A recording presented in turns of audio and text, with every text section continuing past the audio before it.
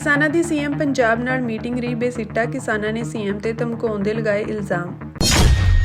ਰਿਸ਼ੀਕੇਸ਼ ਵਿਖੇ ਸਿੱਖ ਵਪਾਰੀ ਦੀ ਕੁੱਟਮਾਰ ਦੇ ਮਾਮਲੇ ਤੇ ਐਸਜੀਪੀਸੀ ਨੇ ਉੱਤਰਾਖੰਡ ਦੇ ਸੀਐਮ ਨੂੰ ਲਿਖਿਆ ਪੱਤਰ।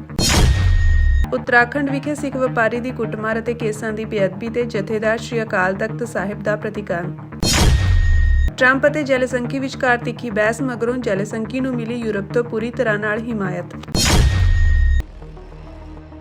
ਮੁੱਖ ਮੰਤਰੀ ਭਗਵੰਤ ਮਾਨ ਅਤੇ ਸੰਯੁਕਤ ਕਿਸਾਨ ਮੋਰਚਾ ਦੇ ਆਗੂਆਂ ਵਿਚਾਲੇ ਮੰਗਾਂ ਨੂੰ ਲੈ ਕੇ ਅੱਜ ਹੋਈ ਮੀਟਿੰਗ ਬਿਨਾਂ ਕਿਸੇ ਨਤੀਜੇ ਜਾਂ ਮੰਗਾਂ ਤੇ ਸਹਿਮਤੀ ਤੋਂ ਖਤਮ ਹੋ ਗਈ ਹੈ। ਮੀਟਿੰਗ ਤੋਂ ਬਾਅਦ ਕਿਸਾਨ ਆਗੂਆਂ ਵਿੱਚ ਭਖਵਾਂ ਰੋਸ ਪਾਇਆ ਜਾ ਰਿਹਾ ਹੈ, ਕਿਉਂਕਿ ਕਿਸਾਨ ਆਗੂਆਂ ਦਾ ਕਹਿਣਾ ਹੈ ਕਿ ਸੀਐਮ ਮਾਨ ਮੀਟਿੰਗ ਵਿਚਾਲੇ ਛੱਡ ਕੇ ਹੀ ਚਲੇ ਗਏ। ਕਿਸਾਨ ਆਗੂਆਂ ਨੇ ਇਲਜ਼ਾਮ ਲਗਾਇਆ ਕਿ ਸੀਐਮ ਵੱਲੋਂ ਮੀਟਿੰਗ ਦੌਰਾਨ ਉਹਨਾਂ ਨੂੰ ਧਮਕਾਉਣ ਦੀ ਵੀ ਕੋਸ਼ਿਸ਼ ਕੀਤੀ ਗਈ, ਜਿਸ ਤੋਂ ਅੰਦਾਜ਼ਾ ਲਗਾਇਆ ਜਾ ਸਕਦਾ ਹੈ ਕਿ ਇਸ ਤਰ੍ਹਾਂ ਨਾਲ ਇਹ ਮੀਟਿੰਗ ਸੀਐਮ ਪੰਜਾਬ ਬਨਾਮ ਕਿਸਾਨ ਹੋ ਨਿਬੜੀ। ਮੁੱਖ ਮੰਤਰੀ ਭਗਵੰਤ ਮਾਨ ਦੇ ਮੀਟਿੰਗ ਉਪਰੰਤ ਬਿਨਾਂ ਮੀਡੀਆ ਨਾਲ ਗੱਲਬਾਤ ਕੀਤੇ ਚਲੇ ਜਾਣ ਪਿੱਛੋਂ ਕਿਸਾਨ ਆਗੂਆਂ ਜੋਗਿੰਦਰ ਸਿੰਘ ਉਗਰਾਹਾਂ, ਬਲਵੀਰ ਸਿੰਘ ਰਾਜੇਵਾਲ ਸਮੇਤ ਹੋਰਾਂ ਨੇ ਕਿਹਾ ਕਿ ਪੰਜਾਬ ਦੇ ਇਤਿਹਾਸ ਵਿੱਚ ਇਹ ਪਹਿਲੀ ਵਾਰ ਹੋਇਆ ਹੈ ਕਿ ਕਿਸੇ ਮੁੱਖ ਮੰਤਰੀ ਨੇ ਕਿਸਾਨਾਂ ਨੂੰ ਸਿੱਧਾ ਧਮਕਾਉਣ ਦੀ ਕੋਸ਼ਿਸ਼ ਕੀਤੀ ਹੋਵੇ। ਉਨ੍ਹਾਂ ਕਿਹਾ ਕਿ ਅੱਜ ਤੱਕ ਕਾਂਗਰਸ ਅਤੇ ਸ਼੍ਰੋਮਣੀ ਅਕਾਲੀ ਦਲ ਦੀਆਂ ਕਈ ਵਾਰ ਸਰਕਾਰਾਂ ਵੇਖੀਆਂ, ਪਰ ਕਿਸੇ ਮੁੱਖ ਮੰਤਰੀ ਨੇ ਉਨ੍ਹਾਂ ਨੂੰ ਧਮਕਾਉਣ ਦੀ ਕੋਸ਼ਿਸ਼ ਤੱਕ ਨਹੀਂ ਕੀਤੀ।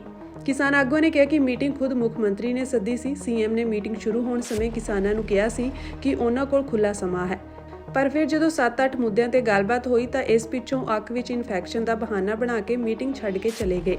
ਦੱਸ ਦਈਏ ਕਿ ਸੀਐਮ ਮਾਨ ਨਾਲ ਮੀਟਿੰਗ ਵਿੱਚ ਖੇਤੀਬਾੜੀ ਮੰਤਰੀ ਗੁਰਮੀਤ ਸਿੰਘ ਖੁੱਡੀਆਂ ਵੀ ਮੌਜੂਦ ਰਹੇ, ਪਰ ਉਹਨਾਂ ਦਾ ਵੀ ਬਿਆਨ ਸਾਹਮਣੇ ਨਹੀਂ ਆਇਆ। ਆਗੂਆਂ ਨੇ ਕਿਹਾ ਕਿ ਸੀਐਮ ਨੇ ਸਿਰਫ ਝੋਨੇ ਦੀ ਲਵਾਈ 1 ਜੂਨ ਤੋਂ ਸ਼ੁਰੂ ਕਰਨ ਤੇ ਸਹਿਮਤੀ ਦਿੱਤੀ। ਕਿਸਾਨਾਂ ਨੇ ਕਿਹਾ ਕਿ ਸੀਐਮ ਨੇ 5 ਤਰੀਕ ਦਾ ਧਰਨਾ ਸਮਾਪਤ ਕਰਨ ਬਾਰੇ ਗੁੱਸੇ ਵਿੱਚ ਕਿਹਾ ਅਤੇ ਬਾਕੀ ਮੰਗਾਂ ਤੇ ਲਾਰਾ ਲਾਉਣ ਦੀ ਰਣਨੀਤੀ ਅਪਣਾਈ, ਜਿਸ ਪਿੱਛੋਂ ਉਹਨਾਂ ਗੁੱਸੇ ਵਿੱਚ ਕਿਹਾ ਕਿ ਜਾਓ, ਜੋ ਕਰਨਾ ਹੈ ਕਰ ਲਓ। ਕਿਸਾਨ ਆਗੂਆਂ ਨੇ ਕਿਹਾ ਕਿ ਮੁੱਖ ਮੰਤਰੀ ਮਾਨ ਨੇ ਉਹਨਾਂ ਨੂੰ ਸਿੱਧਾ ਕਿਹਾ ਕਿ 5 ਤਰੀਕ ਨੂੰ ਜੋ ਇਕੱਠ ਕਰਨਾ ਹੈ ਕਰ ਲਓ। ਅੱਜ ਦੀ ਜਿਹੜੀ ਮੀਟਿੰਗ ਹੈ ਬਹੁਤ ਸਮੁੱਥ ਚੱਲ ਰਹੀ ਸੀ ਅਤੇ ਮੰਗ ਪੱਤਰ ਤੇ ਬਹਿਸ ਹੋ ਗਈ ਸੀ। ਅਤੇ ਮੰਗ ਪੱਤਰ ਤੋਂ ਬਾਅਦ ਮੁੱਖ ਮੰਤਰੀ ਨੇ ਸਾਨੂੰ ਬੇਨਤੀ ਕੀਤੀ ਵੀ ਤੁਸੀਂ ਧਰਨੇ ਨਾ ਲਾਇਆ ਕਰੋ, ਸੜਕਾਂ ਤੇ ਨਾ ਬੈਠਿਆ ਕਰੋ। ਕੱਲ ਦਾ ਜਿਹੜਾ ਪਰਸੋਂ ਵਾਲਾ ਪ੍ਰੋਗਰਾਮ ਦੱਸੋ ਤੁਸੀਂ ਕਰੋਗੇ ਕਿ ਨਹੀਂ ਕਰੋਗੇ, ਯਾਨੀ ਇਸ ਤਰ੍ਹਾਂ ਦਾ ਸੰਕੇਤ ਸੀ ਉਹਨਾਂ ਦਾ। ਅਸੀਂ ਉਹਨਾਂ ਨੂੰ ਇਹ ਬੇਨਤੀ ਕੀਤੀ ਵੀ ਤੁਸੀਂ ਮੋਤਰ ਤਾਂ ਨਾ ਖੋਹੋ, ਜੇ ਚਲੋ ਤੁਹਾਡਾ ਕੁਛ ਹੋਰ ਦੇਣ ਦਾ ਨਹੀਂ, ਜੇ ਤੁਹਾਡਾ ਗਾਂ ਮੰਗਾਂ ਤੇ ਗੱਲ ਕਰਨ ਦਾ ਵੀ ਨਹੀਂ, ਅੱਧੀਆਂ ਮੰਗਾਂ ਕੀਤੀਆਂ ਤੁਸੀਂ ਜਾ ਰਹੇ ਹੋ ਵਿੱਚੋਂ।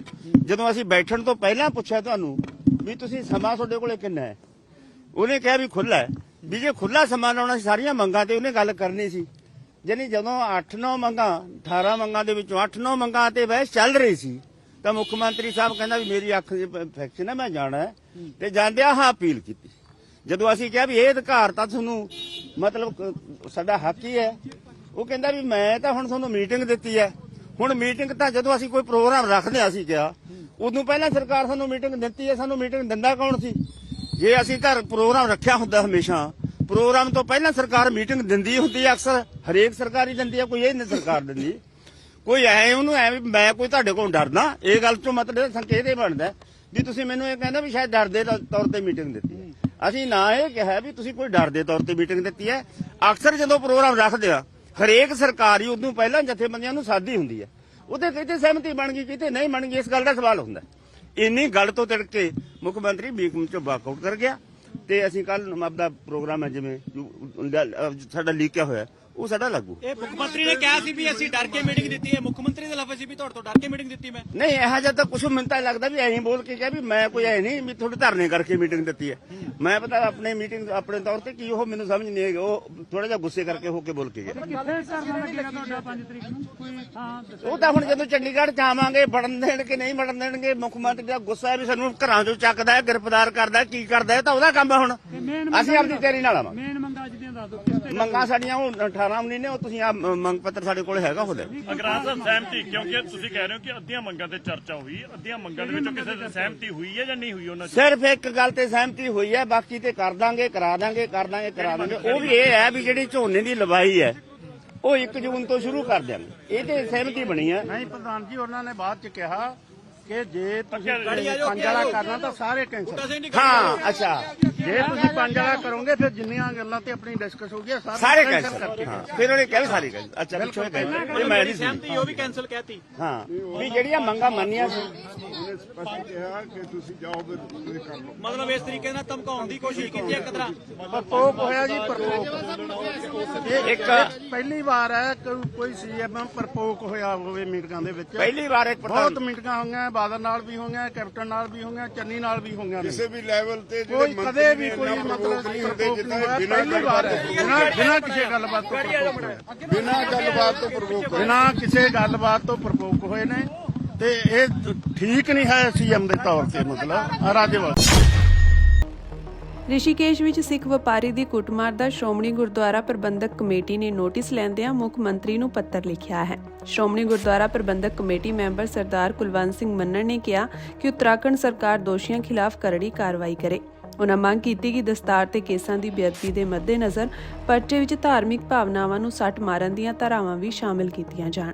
ਉਨ੍ਹਾਂ ਦੱਸਿਆ ਕਿ ਜਲਦ ਹੀ ਸ਼੍ਰੋਮਣੀ ਗੁਰਦੁਆਰਾ ਪ੍ਰਬੰਧਕ ਕਮੇਟੀ ਦਾ ਵਫਦ ਪੀੜਤ ਸਿੱਖ ਅਤੇ ਉੱਤਰਾਖੰਡ ਸਰਕਾਰ ਦੇ ਅਧਿਕਾਰੀਆਂ ਨਾਲ ਮੁਲਾਕਾਤ ਵੀ ਕਰੇਗਾ। ਬੜੀ ਦੁਖਦਾਈ ਜਿਹੜੀ ਘਟਨਾ ਉੱਤਰਾਖੰਡ ਸਟੇਟ ਦੇ ਵਿੱਚ ਤੇ ਸ਼ਾਇਦ ਰਿਸ਼ੀਕੇਸ਼ ਵਿਖੇ ਜੋ ਦੇਖਣ ਨੂੰ ਮਿਲੀ ਹੈ, ਕਿਸ ਤਰ੍ਹਾਂ 30-40 ਬੰਦੇ ਸਰਦਾਰ ਰਣਜੀਤ ਸਿੰਘ ਤੇ ਉਹਨਾਂ ਦੇ ਭਰਾਵਾਂ ਦੀ ਕੁੱਟਮਾਰ ਕਰਦੇ। ਬੜਾ ਔਰ ਛਡਾਉਣ ਵਾਲੇ ਵੀ ਨਹੀਂ ਦੱਸਦੇ। ਇੱਕ ਅੱਧਾ ਕੋਈ ਜਿਹੜਾ ਪੁਲਿਸ ਵਾਲਾ ਉੱਥੇ ਪੁਲਿਸਮੈਨ ਦੱਸਦਾ ਪਿਆ ਤੇ ਉਹਦੀ ਵੀ ਮੈਨੂੰ ਮੈਂ ਚੱਲਦੀ ਨਹੀਂ ਦੱਸਦੀ ਜਿਸ ਤਰ੍ਹਾਂ ਉਹਨਾਂ ਨੇ ਹਮਲਾ ਕੀਤਾ। ਤੇ ਮੈਂ ਜਿਹੜੇ ਉੱਤਰਾਖੰਡ ਦੇ ਮੁੱਖ ਮੰਤਰੀ ਪੁਸ਼ਕਰ ਸਿੰਘ ਧਾਮੀ ਤੇ ਰਿਸ਼ੀਕੇਸ਼ ਦੇ ਜਿਹੜੇ ਡੀਸੀ ਸਾਹਿਬ ਆ ਉਹਨਾਂ ਨੂੰ ਬੇਨਤੀ ਕਰਦਾ, ਅਸੀਂ ਇੱਕ ਵਫਦ ਵੀ ਭੇਜਾਂਗੇ, ਪਰ ਡੀਸੀ ਸਾਹਿਬ ਦਾ ਵੀ ਇਹਨਾਂ ਨੂੰ ਐਕਸ਼ਨ ਲੈਣਾ ਚਾਹੀਦਾ ਤੇ ਸੀਐਮ ਸਾਹਿਬ ਨੂੰ ਵੀ ਐਕਸ਼ਨ ਲੈਣਾ ਚਾਹੀਦਾ ਕਿ ਜਿਹੜੇ ਦਰਿੰਦੇ ਹਮਲਾ ਕਰਨ ਗਏ ਆ ਉਹਨਾਂ ਤੇ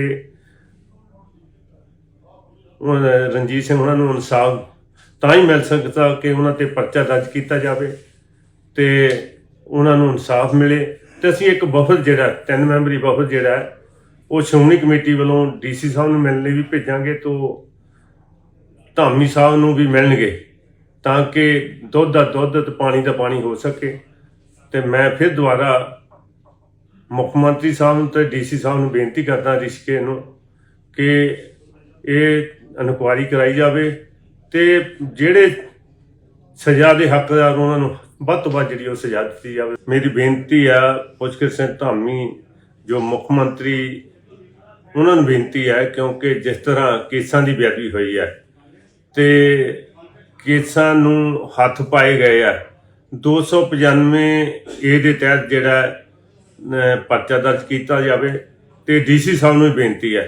ਤੇ ਇੱਕ ਮੈਂ ਆਪਣੇ ਤੌਰ ਤੇ ਵੀ ਲੈਟਰ ਪਾ ਦਿੱਤਾ ਆ ਪੁਸ਼ਕਰ ਸਿੰਘ ਧਾਮੀ ਸਾਹਿਬ ਨੂੰ, ਸੀਐਮ ਸਾਹਿਬ ਨੂੰ ਤੇ ਇੱਕ ਵਫਦ ਵੀ ਜਿਹੜਾ 3 ਮੈਂਬਰੀ ਵਫਦ ਵੀ ਜਿਹੜਾ ਜਾ ਕੇ ਉਹ ਡੀਸੀ ਸਾਹਿਬ ਨੂੰ ਮਿਲੇਗਾ ਤੇ ਮੁੱਖ ਮੰਤਰੀ ਨੂੰ ਮਿਲੇਗਾ ਤੇ ਜਿਹੜਾ ਪੀੜਤ ਪਰਿਵਾਰ ਆ ਉਹਨਾਂ ਨੂੰ ਮਿਲੇਗਾ। ਉੱਤਰਾਖੰਡ ਦੇ ਰਿਸ਼ੀਕੇਸ਼ ਸ਼ਹਿਰ ਦੇ ਵਿੱਚੋਂ ਇੱਕ ਵੀਡੀਓ ਸਾਹਮਣੇ ਆਈ ਹੈ ਜਿਹੜੀ ਬੜੀ ਚਰਚਾ ਦਾ ਵਿਸ਼ਾ ਹੈ, ਜਿਹਦੇ ਵਿੱਚ ਇੱਕ ਸਿੱਖ ਸਰਦਾਰਾਂ ਦੀ ਦੁਕਾਨ ਹੈ ਤੇ ਉਸ ਦੇ ਬਾਹਰ ਬਹੁਤ ਵੱਡਾ ਹੰਗਾਮਾ ਹੈ, ਹਜੂਮ ਉਹਨਾਂ ਤੇ ਹਮਲਾ ਕਰ ਰਿਹਾ, ਉਹਨਾਂ ਦੀ ਦੁਕਾਨ ਤੋੜ ਰਿਹਾ ਤੇ ਉਹਨਾਂ ਨੂੰ ਕਿਨਾ ਫੜ ਕੇ ਕੁੱਟਿਆ ਜਾ ਰਿਹਾ, ਦਸਤਾਰ ਲਾਈ ਜਾ ਰਹੀ ਹੈ। ਇਹ ਬੜੀ ਮਾੜੀ ਇੱਕ ਤਸਵੀਰ ਆ। ਮੈਂ ਇਸ ਗੱਲ ਲਈ ਜਿਹੜਾ ਪ੍ਰਸ਼ਾਸਨ ਹੈ ਤੇ ਖਾਸ ਤੌਰ ਤੇ ਸਰਕਾਰ ਹੈ ਉੱਤਰਾਖੰਡ ਦੀ, ਭਾਰਤੀ ਜਨਤਾ ਪਾਰਟੀ ਦੀ ਸਰਕਾਰ ਤੇ ਵਿਸ਼ੇਸ਼ ਕਰਕੇ ਉੱਥੋਂ ਦੇ ਗਵਰਨਰ ਸਾਹਿਬ ਜਿਹੜੇ ਕਿ ਇੱਕ ਸਿੱਖ ਨੇ, ਉਹਨਾਂ ਨੂੰ ਇਸ ਗੱਲ ਲਈ ਅਸੀਂ ਅਪੀਲ ਕਰਦੇ ਹਾਂ ਕਿ ਉਹ ਇਸ ਗੱਲ ਦੀ ਗੰਭੀਰਤਾ ਨੂੰ ਦੇਖਣ। ਕਿਸੇ 2 ਵਿਅਕਤੀਆਂ ਦਾ ਪਾਰਕਿੰਗ ਵਾਲਾ ਜਾਂ ਦੁਕਾਨਦਾਰ ਦਾ ਮਸਲਾ ਨਹੀਂ ਦਿਖਾਈ ਦੇ ਰਿਹਾ। ਇਹ ਜਦੋਂ ਹਜੂਮ ਇਕੱਠਾ ਹੋ ਕੇ ਇਸ ਗੱਲ ਦੇ ਸਿੱਖਾਂ ਦੇ ਖਿਲਾਫ ਕਰ ਰਿਹਾ, ਇਹ ਇੱਕ ਵੱਖਰਾ ਸੰਕੇਤ ਦੇ ਰਿਹਾ ਤੇ ਉਸ ਤੇ ਛਡਾਉਣ ਵਾਲਾ ਕੋਈ ਨਹੀਂ ਗਾ ਤੇ ਉੱਥੋਂ ਜਿਹੜੀ ਪੁਲਿਸ ਆ ਉਹ ਮੂਕ ਦਰਸ਼ਕ ਬਣੀ ਹੋਈ ਆ। ਸੋ ਇਹ ਚੀਜ਼ਾਂ ਜਿਹੜੀਆਂ ਬੜੀਆਂ ਮਾੜੀਆਂ ਨੇ। ਅਸੀਂ ਸ਼੍ਰੋਮਣੀ ਗੁਰਦੁਆਰਾ ਪ੍ਰਬੰਧਕ ਕਮੇਟੀ ਵੱਲੋਂ ਉੱਤਰਾਖੰਡ ਸਰਕਾਰ ਨੂੰ ਸ਼੍ਰੋਮਣੀ ਕਮੇਟੀ ਵੱਲੋਂ ਪੱਤਰ ਲਿਖਣ ਜਾ ਰਹੇ ਹਾਂ ਤੇ ਨਾਲ ਹੀ ਗਵਰਨਰ ਸਾਹਿਬ ਨੂੰ ਵੀ ਇਸ ਗੱਲ ਲਈ ਅਸੀਂ ਆਗਾਹ ਕਰਾ ਰਹੇ ਹਾਂ, ਕਿਉਂਕਿ ਇਹ ਜਿਹੜੀ ਗੱਲ ਤੇ ਜੇ ਮੌਕੇ ਤੇ ਸਮੇਂ ਸਿਰ ਇਸ ਦਾ ਜਵਾਬ ਨਾ ਦਿੱਤਾ ਗਿਆ, ਪ੍ਰਸ਼ਾਸਨ ਨੇ ਕਾਰਵਾਈ ਨਾ ਕੀਤੀ ਤਾਂ ਇਸ ਤਰ੍ਹਾਂ ਦਾ ਅਸਰ ਜਿਹੜਾ ਵਾ ਉਹ ਦੇਸ਼ ਦੇ ਵੱਖ-ਵੱਖ ਥਾਵਾਂ ਤੇ ਪਏਗਾ, ਜਿਵੇਂ ਕਿ ਪਹਿਲਾਂ ਵੀ ਇਸ ਤਰ੍ਹਾਂ ਦੀਆਂ ਜਿਹੜੀਆਂ ਘਟਨਾਵਾਂ ਦਿਖਾਈ ਦੇ ਰਹੀਆਂ ਨੇ। ਸੋ ਇਹ ਗੱਲ ਦਿਖਾਈ ਦੇ ਰਹੀ ਹੈ ਕਿ ਦੇਸ਼ ਦੇ ਅੰਦਰ ਸਿੱਖਾਂ ਪ੍ਰਤੀ ਇੱਕ ਨਫ਼ਰਤ ਦਾ ਦੌਰ ਚੱਲ ਰਿਹਾ, ਜਿਵੇਂ ਪਿਛਲੇ ਦਿਨਾਂ 'ਚ ਹਿਮਾਚਲ ਵਿੱਚ ਕੰਗਰਾਂ ਦੇ ਬਿਆਨਾਂ ਤੋਂ ਬਾਅਦ ਆਇਆ ਸੀ। ਸੋ ਕਿਉਂਕਿ ਜਿਹੜਾ ਉੱਤਰਾਖੰਡ ਆ, ਇੱਥੇ ਸਿੱਖਾਂ ਦੀ ਵੱਡੀ ਆਮਦ ਆ, ਉੱਥੋਂ ਦੀ ਆਰਥਿਕਤਾ ਦੇ ਵਿੱਚ ਸਿੱਖਾਂ ਦਾ ਵੱਡਾ ਰੋਲ ਆ, ਗੁਰਦੁਆਰਾ ਸਾਹਿਬਾਨ ਦੀ ਯਾਤਰਾ 'ਚ ਸਿੱਖ ਵੱਡੀ ਗਿਣਤੀ ਵਿੱਚ ਜਾਂਦੇ ਆ। ਸੋ ਇਸ ਮਾਮਲੇ ਨੂੰ ਧਿਆਨ ਵਿੱਚ ਰੱਖਦਿਆਂ ਹੋਇਆਂ ਅਸੀਂ ਚਾਹਾਂਗੇ ਕਿ ਕੇਂਦਰ ਦੀ ਸਰਕਾਰ ਇਸ ਦੀ ਗੰਭੀਰਤਾ ਨੂੰ ਲਵੇ ਅਤੇ ਉਹਨਾਂ ਦੇ ਖਿਲਾਫ ਠੋਸ ਜਿਹੜੀ ਆ ਕਾਰਵਾਈ ਕਰੇ, ਤਾਂ ਕਿ ਦੇਸ਼ ਦੇ ਅੰਦਰ ਇਸ ਤਰ੍ਹਾਂ ਦਾ ਕੋਈ ਮਾਹੌਲ ਨਾ ਬਣੇ ਜਿਹਦੇ ਵਿੱਚ ਸਿੱਖਾਂ ਨੂੰ ਟਾਰਗੇਟ ਕਰਨ ਦੀ ਗੱਲ, ਜਿਵੇਂ 84 'ਚ ਕਾਂਗਰਸ ਨੇ ਕੀਤਾ ਸੀ, ਉਸ ਤਰ੍ਹਾਂ ਦੀ ਗੱਲ ਕੋਈ ਲੋਕਾਂ ਦੇ ਵਿੱਚ ਜਿਹੜੀ ਆ ਉਹ ਜਾਣੀ ਜਾਵੇ। ਸ਼੍ਰੀ ਅਕਾਲ ਤਖਤ ਸਾਹਿਬ ਦੇ ਜਥੇਦਾਰ ਸਿੰਘ ਸਾਹਿਬ ਗਿਆਨੀ ਰਘਬੀਰ ਸਿੰਘ ਨੇ ਉੱਤਰਾਖੰਡ ਦੇ ਰਿਸ਼ੀਕੇਸ਼ ਵਿੱਚ ਇੱਕ ਸਿੱਖ ਵਪਾਰੀ ਦੀ ਫਿਰਕੂ ਸਮੂਹ ਵੱਲੋਂ ਕੀਤੀ ਗਈ ਕੁੱਟਮਾਰ ਅਤੇ ਉਸ ਦੀ ਦਸਤਾਰ ਤੇ ਕੇਸਾਂ ਦੀ ਬੇਅਦਬੀ ਦੀ ਘਟਨਾ ਨੂੰ ਦੇਸ਼ ਅੰਦਰ ਵੱਖ-ਵੱਖ ਧਰਮਾਂ ਦੇ ਅਧਿਕਾਰਾਂ ਤੇ ਆਜ਼ਾਦੀ ਤੇ ਹਮਲਾ ਕਰਾਰ ਦਿੱਤਾ ਹੈ। ਸ਼੍ਰੀ ਅਕਾਲ ਤਖਤ ਸਾਹਿਬ ਸਕੱਤਰੇਤ ਤੋਂ ਜਾਰੀ ਲਿਖਤੀ ਬਿਆਨ ਵਿੱਚ ਸਿੰਘ ਸਾਹਿਬ ਗਿਆਨੀ ਰਘਬੀਰ ਸਿੰਘ ਨੇ ਆਖਿਆ ਕਿ ਵੱਖ-ਵੱਖ ਧਰਮਾਂ ਭਾਈਚਾਰਿਆਂ ਦੇ ਲੋਕਾਂ ਦੇ ਮਨੁੱਖੀ ਅਧਿਕਾਰਾਂ ਅਤੇ ਆਜ਼ਾਦੀ ਨੂੰ ਬਰਕਰਾਰ ਰੱਖਣਾ ਹਰੇਕ ਜਮਹੂਰੀ ਸਰਕਾਰ ਦਾ ਬੁਨਿਆਦੀ ਫਰਜ਼ ਬਣਦਾ ਹੈ। ਉਨ੍ਹਾਂ ਕਿਹਾ ਕਿ ਰਿਸ਼ੀਕੇਸ਼ ਵਿੱਚ ਇੱਕ ਮਾਮੂਲੀ ਤਕਰਾਰ ਨੂੰ ਲੈ ਕੇ ਭੜਕੀ ਭੀੜ ਵੱਲੋਂ ਇੱਕ ਸਿੱਖ ਵਪਾਰੀ ਦੀ ਦਸਤਾਰ ਅਤੇ ਕੇਸਾਂ ਨੂੰ ਨਿਸ਼ਾਨਾ ਬਣਾ ਕੇ ਹਮਲਾ ਕਰਨਾ ਇਸ ਦੇਸ਼ ਦੀ ਜਮਹੂਰੀਅਤ ਲਈ ਬੇहद ਸ਼ਰਮਨਾਕ ਹੈ। ਸਿੰਘ ਸਾਹਿਬ ਗਿਆਨੀ ਰਘਬੀਰ ਸਿੰਘ ਨੇ ਕਿਹਾ ਕਿ ਬੇਸ਼ੱਕ ਸ਼੍ਰੋਮਣੀ ਗੁਰਦੁਆਰਾ ਪ੍ਰਬੰਧਕ ਕਮੇਟੀ ਨੇ ਇਸ ਘਟਨਾ ਨੂੰ ਲੈ ਕੇ ਉੱਤਰਾਖੰਡ ਦੇ ਮੁੱਖ ਮੰਤਰੀ ਪੁਸ਼ਕਰ ਸਿੰਘ ਧਾਮੀ ਅਤੇ ਉੱਤਰਾਖੰਡ ਪੁਲਿਸ ਨੂੰ ਪੱਤਰ ਲਿਖ ਕੇ ਦੋਸ਼ੀਆਂ ਖਿਲਾਫ ਸਖਤ ਕਾਰਵਾਈ ਕਰਨ ਦੀ ਮੰਗ ਕੀਤੀ ਹੈ, ਪਰ ਪੰਜਾਬ ਸਰਕਾਰ ਦਾ ਵੀ ਫਰਜ਼ ਬਣਦਾ ਹੈ ਕਿ ਉਹ ਵੀ ਉੱਤਰਾਖੰਡ ਸਰਕਾਰ ਕੋਲ ਪਹੁੰਚ ਕਰਕੇ ਦੋਸ਼ੀਆਂ ਖਿਲਾਫ ਸਖਤ ਕਾਨੂੰਨੀ ਕਾਰਵਾਈ ਯਕੀਨੀ ਬਣਾਵੇ ਤਾਂ ਜੋ ਦੇਸ਼ ਅੰਦਰ ਘੱਟ ਗਿਣਤੀਆਂ ਦੀ ਸੁਰੱਖਿਆ ਅਤੇ ਆਜ਼ਾਦੀ ਨੂੰ ਬਰਕਰਾਰ ਰੱਖਿਆ ਜਾ ਸਕੇ। ਅਮਰੀਕਾ ਦੇ ਰਾਸ਼ਟਰਪਤੀ ਡੋਨਲਡ ਟਰੰਪ ਅਤੇ ਵਲਾਦੀਮੀਰ ਜ਼ੈਲੈਂਸਕੀ ਵਿਚਕਾਰ ਤਿੱਖੀ ਬਹਿਸ ਮਗਰੋਂ ਯੂਕਰੇਨੀ ਰਾਸ਼ਟਰਪਤੀ ਨੂੰ ਯੂਰਪ ਤੋਂ ਪੂਰੀ ਤਰ੍ਹਾਂ ਨਾਲ ਹਿਮਾਇਤ ਮਿਲ ਗਈ ਹੈ। ਇੱਥੇ ਹੋਏ ਸਿਖਰ ਸੰਮੇਲਨ ਦੌਰਾਨ ਬ੍ਰਿਟੇਨ ਦੇ ਪ੍ਰਧਾਨ ਮੰਤਰੀ ਕੀਰ ਸਟਾਰਮਰ ਸਮੇਤ ਹੋਰ ਆਗੂਆਂ ਨੇ ਯੂਕਰੇਨ ਸਮੇਤ ਪੂਰੇ ਯੂਰਪ ਦੀ ਰੱਖਿਆ ਯਕੀਨੀ ਬਣਾਉਣ ਦਾ ਸੱਦਾ ਦਿੱਤਾ। ਸਿਖਰ ਸੰਮੇਲਨ ਰਾਸ਼ਟਰਪਤੀ ਵਲਾਦੀਮੀਰ ਜ਼ੈਲੈਂਸਕੀ ਤੇ ਕੇਂਦਰਿਤ ਰਿਹਾ, ਜਿਨ੍ਹਾਂ ਨੂੰ ਅੱਜ ਇੱਥੇ ਆਲਮੀ ਆਗੂਆਂ ਨੇ ਗਲਵਕੜੀ ਪਾ ਕੇ ਥਾਪੜਾ ਦਿੱਤਾ। ਸਟਾਰਮਰ ਨੇ ਕਿਹਾ ਕਿ ਉਹ ਫਰਾਂਸ ਦੇ ਰਾਸ਼ਟਰਪਤੀ ਇਮੈਨੂਅਲ ਮੈਕਰੋਂ ਅਤੇ ਯੂਕਰੇਨ ਦੇ ਰਾਸ਼ਟਰਪਤੀ ਜ਼ੈਲੈਂਸਕੀ ਨਾਲ ਮਿਲ ਕੇ ਸ਼ਾਂਤੀ ਯੋਜਨਾ ਲਈ ਰਾਜ਼ੀ ਹੋ ਗਏ ਹਨ, ਜੋ ਅਮਰੀਕਾ ਅੱਗੇ ਪੇਸ਼ ਕੀਤੀ ਜਾਵੇਗੀ। ਯੂਰੋਪੀਅਨ ਕਮਿਸ਼ਨ ਦੀ ਮੁਖੀ ਵੌਨ ਡੇਰ ਲੇਨ ਨੇ ਯੂਰਪ ਨੂੰ ਫੌਰੀ ਤੌਰ ਤੇ ਵੱਡੇ ਪੱਧਰ ਤੇ ਹਥਿਆਰਬੰਦ ਕਰਨ ਦੀ ਵਕਾਲਤ ਕਰਦਿਆਂ ਕਿਹਾ ਕਿ ਅਸੀਂ ਅਮਰੀਕਾ ਨੂੰ ਦੱਸਣਾ ਚਾਹੁੰਦੇ ਹਾਂ ਕਿ ਯੂਰਪੀ ਮੁਲਕ ਲੋਕਤੰਤਰ ਦੀ ਰਾਖੀ ਕਰਨ ਲਈ ਤਿਆਰ ਹਨ। ਮੀਟਿੰਗ ਮਗਰੋਂ ਪੱਤਰਕਾਰਾਂ ਨਾਲ ਗੱਲਬਾਤ ਕਰਦਿਆਂ ਉਨ੍ਹਾਂ ਕਿਹਾ ਕਿ ਮੈਂਬਰ ਮੁਲਕਾਂ ਨੂੰ ਰੱਖਿਆ ਖੇਤਰ ਵਿੱਚ ਵਾਧੇ ਲਈ ਵਧੇਰੇ ਵਿੱਤੀ ਸਹਾਇਤਾ ਦੀ ਲੋੜ ਹੈ। ਇਸ ਤੋਂ ਪਹਿਲਾਂ ਸਟਾਰਮਰ ਨੇ ਕਿਹਾ ਕਿ ਇਹ ਯੂਕਰੇਨ ਲਈ ਢੁਕਵੇਂ ਸਮਝੌਤੇ ਦੀ ਗੱਲ ਨਹੀਂ, ਸਗੋਂ ਇਹ ਹਰੇਕ ਮੁਲਕ ਦੀ ਸੁਰੱਖਿਆ ਨਾਲ ਜੁੜਿਆ ਅਹਿਮ ਮਾਮਲਾ ਹੈ। ਅਸੀਂ ਨਿਆਂਪੂਰਨ ਅਤੇ ਸ਼ਾਂਤੀ ਵਾਰਤਾ ਦੇ ਨਾਲ-ਨਾਲ ਭਵਿੱਖ ਵਿੱਚ ਰੂਸ ਦੇ ਕਿਸੇ ਵੀ ਹਮਲੇ ਖਿਲਾਫ ਯੂਕਰੇਨ ਦੀ ਸੁਰੱਖਿਆ ਯਕੀਨੀ ਬਣਾਉਣਾ ਚਾਹੁੰਦੇ ਹਾਂ। ਉਨ੍ਹਾਂ ਕਿਹਾ ਕਿ ਜ਼ੈਲੈਂਸਕੀ ਨੇ ਸ਼ੁੱਕਰਵਾਰ ਨੂੰ ਵਾਈਟ ਹਾਊਸ ਵਿੱਚ ਕੁਝ ਵੀ ਗਲਤ ਨਹੀਂ ਕੀਤਾ ਸੀ। ਉਨ੍ਹਾਂ ਕਿਹਾ ਕਿ ਯੂਰਪੀ ਮੁਲਕਾਂ ਨੂੰ ਸ਼ਾਂਤੀ ਯੋਜਨਾ ਤਿਆਰ ਕਰਕੇ ਅਮਰੀਕਾ ਕੋਲ ਪੇਸ਼ ਕਰਨੀ ਚਾਹੀਦੀ ਹੈ। ਉਨ੍ਹਾਂ ਇਹ ਵੀ ਕਿਹਾ ਕਿ ਉਹ ਫਰਾਂਸ ਦੇ ਰਾਸ਼ਟਰਪਤੀ ਇਮੈਨੂਅਲ ਮੈਕਰੋਂ ਨਾਲ ਮਿਲ ਕੇ ਯੋਜਨਾ ਤੇ ਕੰਮ ਕਰ ਰਹੇ ਹਨ, ਜਿਸ ਬਾਰੇ ਅਮਰੀਕਾ ਨਾਲ ਵਿਚਾਰ ਵਟਾਂਦਰਾ ਕੀਤਾ ਜਾਵੇਗਾ। ਸਟਾਰਮਰ ਨੇ ਕਿਹਾ ਕਿ ਯੂਕਰੇਨ ਲਈ ਵਧੀਆ ਨਤੀਜਾ ਹਾਸਲ ਕਰਨਾ ਯੂਰਪ ਅਤੇ ਹੋਰ ਮੁਲਕਾਂ ਦੀ ਸੁਰੱਖਿਆ ਲਈ ਅਹਿਮ ਹੈ। ਇਸ ਮੌਕੇ ਇਟਲੀ ਦੀ ਪ੍ਰਧਾਨ ਮੰਤਰੀ ਜਿਓਰਜੀਆ ਮੈਲੋਨੀ, ਕੈਨੇਡਾ ਦੇ ਪ੍ਰਧਾਨ ਮੰਤਰੀ ਜਸਟਿਨ ਟਰੂਡੋ ਅਤੇ ਹੋਰ ਆਗੂ ਵੀ ਹਾਜ਼ਰ ਸਨ। ਮੁੱਖ ਮੰਤਰੀ ਭਗਵੰਤ ਮਾਨ ਵੱਲੋਂ ਪੰਜਾਬ ਨੂੰ ਨਸ਼ਾ ਮੁਕਤ ਸੂਬਾ ਬਣਾਉਣ ਲਈ ਇੱਕ ਹੋਰ ਸਮਾਂ ਸੀਮਾ ਨਿਰਧਾਰਿਤ ਕੀਤੇ ਜਾਣ ਤੋਂ ਬਾਅਦ ਪੰਜਾਬ ਵਿਧਾਨ ਸਭਾ ਵਿੱਚ ਵਿਰੋਧੀ ਧਿਰ ਦੇ ਆਗੂ ਪ੍ਰਤਾਪ ਸਿੰਘ ਬਾਜਵਾ ਨੇ ਮੁੱਖ ਮੰਤਰੀ ਨੂੰ ਸਮਾਂ ਸੀਮਾ ਦੀ ਖੇਡ ਨਾ ਖੇਡਣ ਦੀ ਚੇਤਾਵਨੀ ਦਿੱਤੀ ਅਤੇ ਉਹਨਾਂ ਨੂੰ ਜ਼ਮੀਨੀ ਪੱਧਰ ਤੇ ਇਮਾਨਦਾਰੀ ਨਾਲ ਕੰਮ ਕਰਨਾ ਸ਼ੁਰੂ ਕਰਨ ਲਈ ਕਿਹਾ। ਬਾਜਵਾ ਨੇ ਕਿਹਾ ਕਿ ਇਹ ਬਹੁਤ ਬੇਤੁਕਾ ਜਾਪਦਾ ਹੈ ਕਿ ਮੁੱਖ ਮੰਤਰੀ ਮਾਨ ਨੇ ਇੱਕ ਵਾਰ ਫਿਰ ਸੂਬੇ ਵਿੱਚ ਯੁੱਧ ਨਸ਼ਿਆਂ ਵਿਰੁੱਧ ਸ਼ੁਰੂ ਕੀਤਾ ਹੈ ਅਤੇ ਸੀਨੀਅਰ ਪੁਲਿਸ ਅਧਿਕਾਰੀਆਂ ਅਤੇ ਨੌਕਰਸ਼ਾਹਾਂ ਨੂੰ 3 ਮਹੀਨਿਆਂ ਦੇ ਅੰਦਰ ਪੰਜਾਬ ਨੂੰ ਨਸ਼ਾ ਮੁਕਤ ਸੂਬਾ ਬਣਾਉਣ ਲਈ ਪ੍ਰਭਾਵਸ਼ਾਲੀ ਨੀਤੀ ਸ਼ੁਰੂ ਕਰਨ ਲਈ ਸਮਾਂ ਸੀਮਾ ਨਿਰਧਾਰਿਤ ਕੀਤੀ ਹੈ। ਉਨ੍ਹਾਂ ਕਿਹਾ ਕਿ ਕੀ ਉਹ ਪੰਜਾਬੀਆਂ ਨੂੰ ਇਹ ਦੱਸਣ ਦੀ ਖੇਚਲ ਕਰਨਗੇ ਕਿ ਉਨ੍ਹਾਂ ਅਤੇ ਆਮ ਆਦਮੀ ਪਾਰਟੀ ਦੇ ਕੌਮੀ ਕਨਵੀਨਰ ਅਰਵਿੰਦ ਕੇਜਰੀਵਾਲ ਨੇ ਪਹਿਲਾਂ ਜੋ ਸਮਾਂ ਸੀਮਾ ਤੈਅ ਕੀਤੀ ਸੀ ਉਸ ਦਾ ਕੀ ਹੋਇਆ। ਕਾਂਗਰਸੀ ਆਗੂ ਬਾਜਵਾ ਨੇ ਕਿਹਾ ਕਿ ਪੰਜਾਬ ਦੇ ਮੁੱਖ ਮੰਤਰੀ ਭਗਵੰਤ ਮਾਨ ਅਤੇ ਆਮ ਆਦਮੀ ਪਾਰਟੀ ਦੇ ਹੋਰ ਆਗੂਆਂ ਦੇ ਚਿਹਰੇ ਤੇ ਚਿੰਤਾ ਦੇ ਸੰਕੇਤ ਸਪਸ਼ਟ ਹਨ। ਦਿੱਲੀ ਵਿੱਚ ਆਮ ਆਦਮੀ ਪਾਰਟੀ ਦੀ ਹਾਰ ਤੋਂ ਬਾਅਦ ਆਪ ਪੰਜਾਬ ਸਰਕਾਰ ਪੰਜਾਬ ਵਿੱਚ ਆਪਣੇ ਭਵਿੱਖ ਨੂੰ ਲੈ ਕੇ ਗੰਭੀਰ ਰੂਪ ਨਾਲ ਚਿੰਤਤ ਹੈ।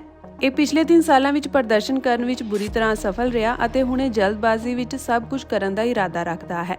ਉਨ੍ਹਾਂ ਕਿਹਾ ਕਿ ਇਸ ਦੌਰਾਨ ਇਹ ਸਪਸ਼ਟ ਹੋ ਗਿਆ ਕਿ ਆਮ ਆਦਮੀ ਪਾਰਟੀ ਸਰਕਾਰ ਕੋਲ ਪੰਜਾਬ ਵਿੱਚ ਵੱਧ ਰਹੀ ਨਸ਼ਿਆਂ ਦੀ ਸਮੱਸਿਆ ਨਾਲ ਨਜਿੱਠਣ ਲਈ ਕੋਈ ਰੋਡ ਮੈਪ ਨਹੀਂ ਸੀ। ਉਹ ਇੰਨੇ ਸਾਲਾਂ ਤੋਂ ਲਗਾਤਾਰ ਪੰਜਾਬ ਦੇ ਲੋਕਾਂ ਨਾਲ ਝੂਠ ਬੋਲ ਰਹੇ ਸਨ। ਬਾਜਵਾ ਨੇ ਕਿਹਾ ਕਿ ਮੁੱਖ ਮੰਤਰੀ ਮਾਨ ਨੂੰ ਪੰਜਾਬ ਦੇ ਲੋਕਾਂ ਨੂੰ ਸਪਸ਼ਟੀਕਰਨ ਦੇਣਾ ਚਾਹੀਦਾ ਹੈ। ਕਾਦੀਆਂ ਦੇ ਵਿਧਾਇਕ ਬਾਜਵਾ ਨੇ ਕਿਹਾ ਕਿ ਮੁੱਖ ਮੰਤਰੀ ਨੇ ਡਿਪਟੀ ਕਮਿਸ਼ਨਰਾਂ ਨੂੰ ਨਸ਼ਿਆਂ ਦੀ ਓਵਰਡੋਜ਼ ਨਾਲ ਹੋਈ ਮੌਤ ਦੇ ਹਰੇਕ ਮਾਮਲੇ ਵਿੱਚ ਮੁੱਖ ਮੰਤਰੀ ਰਾਹਤ ਫੰਡ ਵਿੱਚੋਂ ਰਾਹਤ ਦੇਣ ਲਈ ਵੀ ਕਿਹਾ ਹੈ। ਬਾਜਵਾ ਨੇ ਕਿਹਾ ਕਿ ਮੈਂ ਪੁਰਜ਼ੋਰ ਮੰਗ ਕਰਦਾ ਹਾਂ ਕਿ ਪੰਜਾਬ ਵਿੱਚ ਆਮ ਆਦਮੀ ਪਾਰਟੀ ਦੇ ਸੱਤਾ ਵਿੱਚ ਆਉਣ ਤੋਂ ਬਾਅਦ ਨਸ਼ਿਆਂ ਦੀ ਓਵਰਡੋਜ਼ ਨਾਲ ਮਰਨ ਵਾਲਿਆਂ ਦੇ ਸਾਰੇ ਪਰਿਵਾਰਾਂ ਨੂੰ ਰਾਹਤ ਜਾਂ ਮੁਆਵਜ਼ਾ ਦਿੱਤਾ ਜਾਣਾ ਚਾਹੀਦਾ ਹੈ। ਬਾਜਵਾ ਨੇ ਕਿਹਾ ਕਿ 2022 ਵਿੱਚ ਪੰਜਾਬ ਵਿੱਚ ਵਿਧਾਨ ਸਭਾ ਚੋਣਾਂ ਤੋਂ ਪਹਿਲਾਂ ਆਪ ਸੁਪਰੀਮੋ ਕੇਜਰੀਵਾਲ ਨੇ ਸਰਕਾਰ ਬਣਨ ਦੇ 3 ਮਹੀਨਿਆਂ ਦੇ ਅੰਦਰ ਹੀ ਨਸ਼ਿਆਂ ਨੂੰ ਖਤਮ ਕਰਨ ਦਾ ਵਾਅਦਾ ਕੀਤਾ ਸੀ। ਇਸ ਤੋਂ ਬਾਅਦ ਮੁੱਖ ਮੰਤਰੀ ਭਗਵੰਤ ਮਾਨ ਨੇ 2024 ਦੇ ਸੁਤੰਤਰ ਦਿਵਸ ਤੱਕ ਪੰਜਾਬ ਨੂੰ ਨਸ਼ਾ ਮੁਕਤ ਸੂਬਾ ਬਣਾਉਣ ਦਾ ਵਾਅਦਾ ਕੀਤਾ ਸੀ। ਕੈਬਨਿਟ ਮੰਤਰੀ ਕੁਲਦੀਪ ਸਿੰਘ ਧਾਲੀਵਾਲ ਨੇ ਵੀ ਦਾਅਵਾ ਕੀਤਾ ਸੀ ਕਿ 2024 ਦੇ ਅੰਤ ਤੱਕ ਸੂਬੇ ਦੀ ਨਸ਼ਿਆਂ ਦੀ ਸਮੱਸਿਆ ਨੂੰ ਖਤਮ ਕਰ ਦਿੱਤਾ ਜਾਵੇਗਾ। ਹਾਲਾਂਕਿ ਇਹ ਸਾਰੇ ਵਾਅਦੇ ਅਤੇ ਦਾਅਵੇ ਹੁਣ ਤੱਕ ਖੋਖਲੇ ਸਾਬਿਤ ਹੋਏ ਹਨ। हम 4 महीने में ये ड्रग्स का काम खत्म कर देंगे और कई 26 जनवरी पर कभी 15 अगस्त पर हमारे चीफ मिनिस्टर साहब कहते रहे। आज आप रेड करा रहे हो मगर आपकी ईमानदारी नजर नहीं आ रही। सबसे पहला क्रूसेडर जो होता है, जिसने ये क्रूसेड को हेड करना होता है, वो होता है चीफ मिनिस्टर। अगर आपका चीफ मिनिस्टर ही नशा मुक्त नहीं है तो पंजाब नशा मुक्त कैसे होगा? तो मेरा ये कहना है कि अब 3 साल गुजरने के बाद जब पंजाब बिल्कुल हमारे नौजवान बच्चे तबाह हो चुके हैं, पंजाब आर्थिक तौर पर तबाही के सर पर है, आप तब ये रेड्स आपने जैसे कुछ और सूबों से ये आइडिया ले लिया कि वहाँ जी अब ये बुलडोजर मंगवाए जाएं, घर तोड़े जाएं। आपने कभी ये देखा कि ये सारी ड्रग ट्रेड, हमारा कहना ये है कि ये सारी की सारी टॉप पुलिस ऑफिसर्स करवा रहे हैं। कभी आपने किसी पुलिस अफसर का घर तोड़ा? एक आप हैरान होंगे, मैं आप हैरान होंगे, एक AIG लेवल का आदमी जो ड्रग्स के केस में वांटेड, वो 3 साल से भगवंत मान की सरकार ने गिरफ्तार नहीं किया। और जिस आदमी ने लॉरेंस बिश्नोई की इंटरव्यू की है, CIA में करवाई है, और हमारा कहना है ये भगवंत मान ने और पंजाब पुलिस की टॉप ऑफिशियल्स ने कराई, वो भी प्रोक्लेम्ड ऑफेंडर है।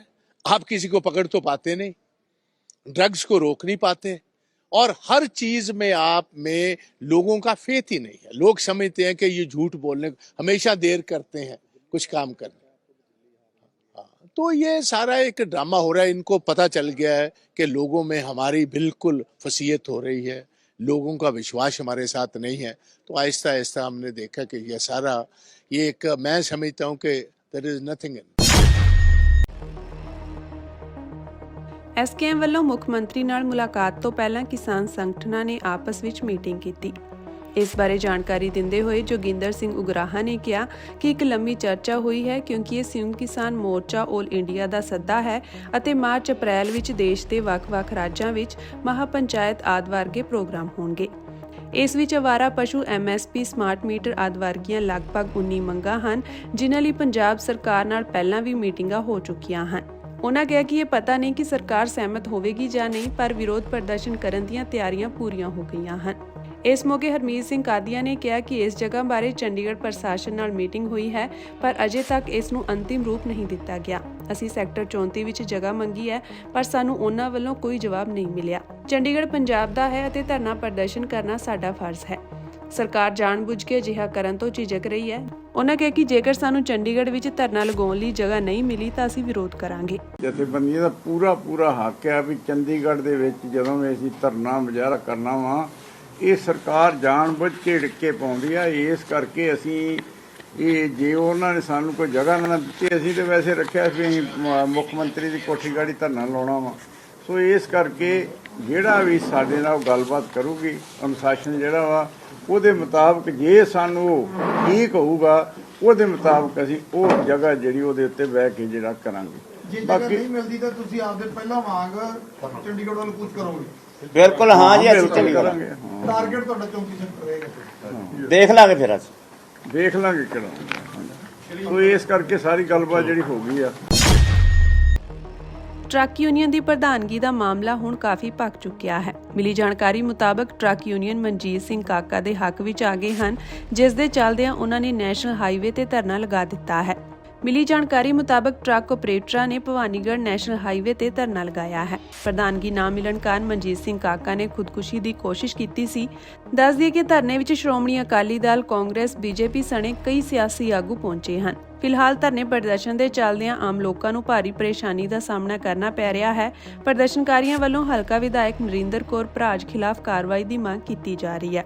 ਆਮ ਆਦਮੀ ਪਾਰਟੀ ਦੀ ਵਿਧਾਇਕਾ ਨਰਿੰਦਰ ਕੌਰ ਭਰਾਜ ਤੇ ਟਰੱਕ ਯੂਨੀਅਨ ਦੀ ਪ੍ਰਧਾਨਗੀ ਦਿਵਾਉਣ ਲਈ ਰਿਸ਼ਵਤ ਲੈਣ ਦੇ ਇਲਜ਼ਾਮ ਲਗਾਏ ਜਾ ਰਹੇ ਹਨ।